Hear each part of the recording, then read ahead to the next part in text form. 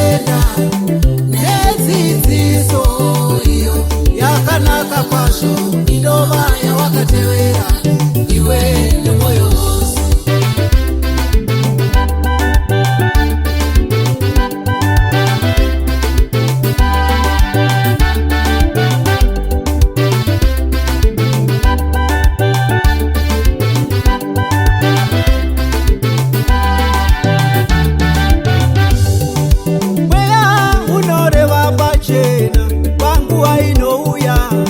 Vamwe vachatsauka ivo pakutenda kwavo vachiteverera mweya inonyengera kwazvo ine dzidziso dzemweya yakaipa.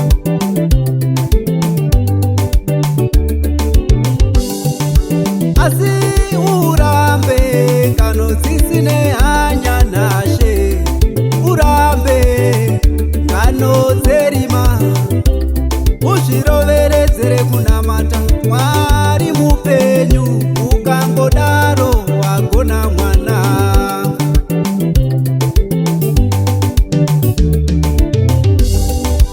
Uchava mushumiri wakanaka waKristu Jesu, uyo wakarerwa namashoko okutenda nedzidziso iyo yakanaka kwazvo inova yawakatevera iwe nemwoyo wose.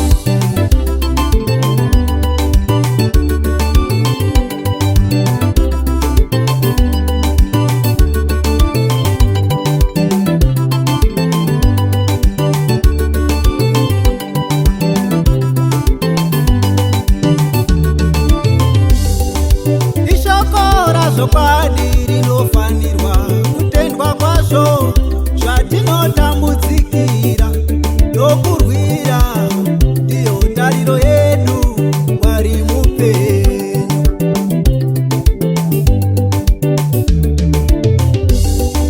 Shingaira pakurava pamwe napakurayira napakudzidzisa kusvikira ndichiuya, usarega kuchengeta chirimawo.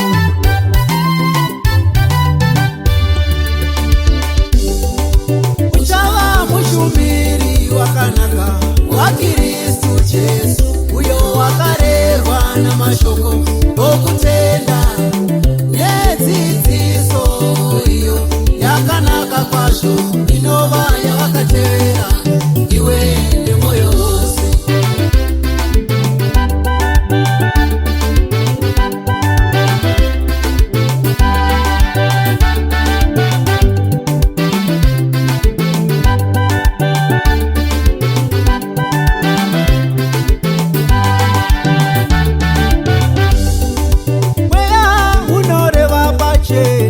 Panguva inouya vamwe vachatsauka ivo pakutenda kwavo vachiteverera mweya inonyengera kwazvo ine dzidziso dzemweya yakaipa.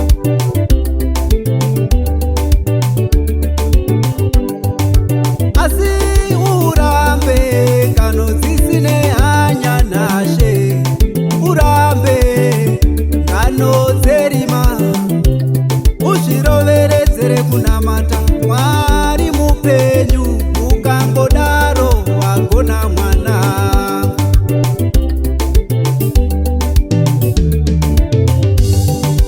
Uchava mushumiri wakanaka waKristu Jesu,